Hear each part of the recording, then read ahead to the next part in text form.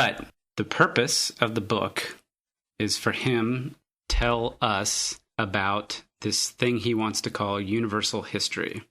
And universal history is going to be an explanation of how not the world in the sense of the physical world, but the world of the spirit, which you can think of as mind or consciousness to some extent, culture, in fact, progresses from a state of what we might call unreason or brutishness towards reason, and that it moves in a, if not linear, at least it grows and progresses, and that he believed that a study of the history of the world would show this progression towards this ideal end that would be brought about by reason, which he described as freedom.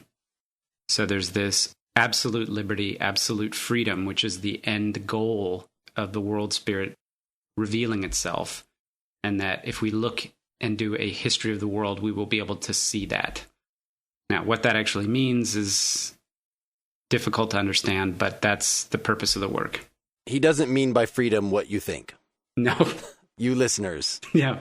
He doesn't mean liberty, in the sense of what he calls caprice and the state of nature freedoms that Hobbes talks about. He means freedoms insofar as they are aligned with the higher goals of spirit and ultimately the state, right? And reason. I mean, the key is that reason is instantiated by the state. And yes, reason. The key is that it's freedom to be completely, I don't want to say rational because that implies something else, but it's the freedom dictated by reason, which is a weird thing to say.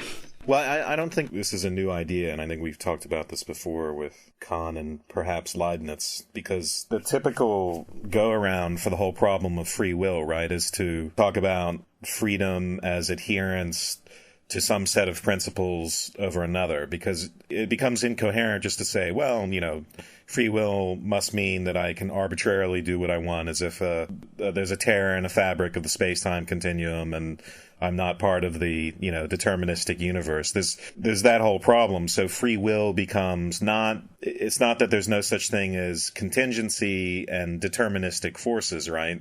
Which, manifest themselves in individuals and their passions. It's just that your actions become aligned with a particular set of laws. So in Kant's case, with the groundwork reading we did, the workaround was that the laws came from oneself. In this case, the laws come from reason. It's the same way Kant says it. It's another iteration of what Kant said, so yeah. But it relativizes him, right? Because the laws here are not universal laws.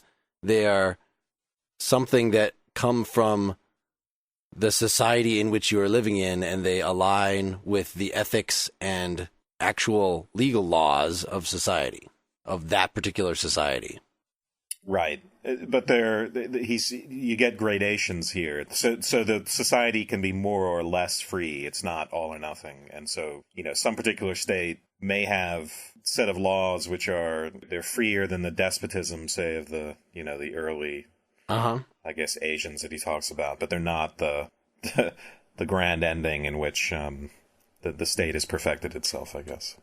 I was just going to say, I don't want to jump to, he doesn't introduce the concept of the state until quite a bit on in the essay. I just wondered if you maybe want to do a little pre-work on his talking about different kinds of history and so forth. Do we need to go over that? The original reflective philosophical, does that even... So chapter 1 is what Seth is talking about. No, I don't think that's so helpful. It really is boring.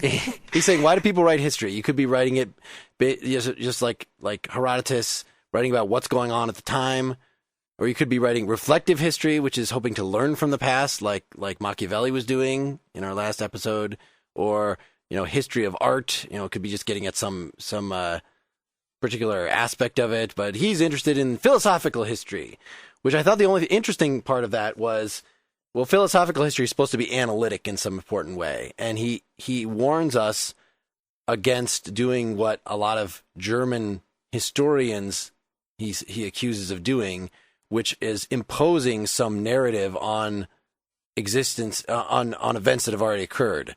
And of course, the narrative makes Germany the most awesome endpoint of all that has happened before. Yeah. And he warns us against that, but yet it's hard for me to see then as he goes to this the rest of this reading, how he's not doing that himself. Given that just to jump ahead a little, given that he thinks that seemingly the best kind of state, that's the end point of history, that gives the maximum freedom, is the constitutional monarchy. Like, right. Awesome. Okay. So that's chapter 1. So you want we go to chapter 2? All right. Fair enough. So that's when he introduces what you were talking about, Seth, as the thing he clobbers his students over the head with by saying, reason is the engine that drives all history, which seems to be the most obviously controversial point in there, and that causes me to want to dismiss him entirely, frankly. But he at least explains in this chapter a little of what he might mean, which is, you could say that, reason runs the universe like Anaxagoras, right? We talked about in our physics episode, which is just to say that natural phenomena follow natural laws, which doesn't mean that the natural phenomena look to the natural laws and say, oh, we better follow those. It's just you can use mathematical formula or something like that, something law-like, to describe things. Right. And so he doesn't mean that. But that's a sense in which we can see that, I mean, there's an uncontroversial sense of in which reason guides history, right, in that natural law sense. Yeah. He's trying to distinguish by explaining these other versions, like distinguish his own view, which is not entirely opposed to that Anaxagoras version. The second one is that history is run by Providence, right? You could, if you have religious faith, you could say God is leading man ever closer toward heaven or something. But the thing he's critical about that is people, and he does believe that, because this absolute spirit, it's God. He spells that out. Sorry. Fucking spoiler alert. Spoiler alert. He puts it. He mentions it right there. I'm not jumping ahead here. I know. But he criticized that people that believe in providence, they would not presume to think they can know providence, because of how could you know what God thinks? But no, the thing he wants to argue for is that the world of spirit, right, the world of self-conscious beings, or beings with some sort of intelligence, as opposed to natural phenomena, moves in law-like ways that sort of according to his logic, the internal logic of ideas. So that's kind of like Anaxagoras is, but a little different. That we'll talk about his dialectic again. But that it moves toward sort of like providence. But if we analyze the movement of history in the past, by using his logic as a tool, we can figure out where it's going. So we can be, yes, it's where God wants the world to go, but we can know that, and not because, we read the Bible really closely or something, but because we use the conceptual tools that Hegel has worked out earlier in coming up with his logic to look at past events. Yeah, one way of thinking about this too is in terms of that conflict that we addressed in the groundwork of the metaphysics of morals reading, where we talked about the sort of analog to natural law, which was this internal moral law that comes from within, and that so you have this kingdom of ends where everyone does what they ought to do, which is completely hypothetical and consistent, right? It's heaven. It doesn't exist on this world.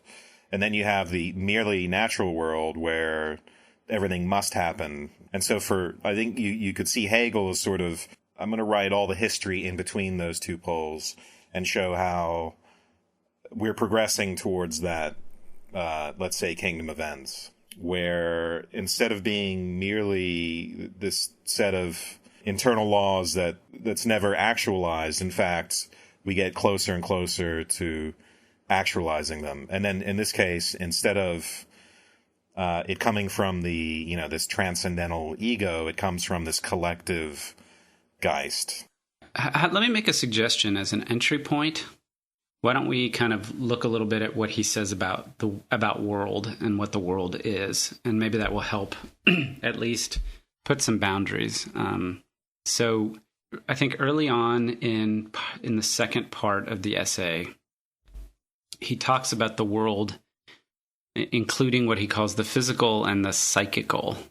And so you shouldn't read psychical as psychological, but essentially he's delineating between sort of nature, which is the world of matter or things, physical nature, and then the realm of spirit, which is somehow related to mind, consciousness. Let's just leave it at that for now. In fact, I think he says in the essay, it has to remain abstract and vague for now. But one of the things that he said that I thought was actually quite interesting, particularly coming off of this recent philosophy of physics episode that we did, is that he says physical nature is a rational system. Now, we don't need to worry about reason as it instantiates itself in nature as far as our exposition of history. But just as an aside, he says the principle of physical nature is unity, that physical nature is composed of parts that exclude each other and seek ideal unity in an indivisible point. And this he sort of builds off of the idea of gravity. So his idea is all things tend towards a single point. You know, all physical things tend towards a single point. They all want to join together. Was kind of that's what you need to read into this, I think. That they're all separate and from each other, and they all want to join together into unity, but they can't. That's the ultimate striving of physical nature. What he says is that in opposition, spirit already has that unity in itself, and that he sort of further describes that unity in itself as a form of freedom, meaning your existence depends only upon yourself. So basically, things in the world matter, rely on other things in the world, and they cannot exist independently. Therefore, they're not, quote unquote, free. But spirit, this abstract idea of spirit, has freedom precisely because its existence depends only on itself. It is a unity unto itself.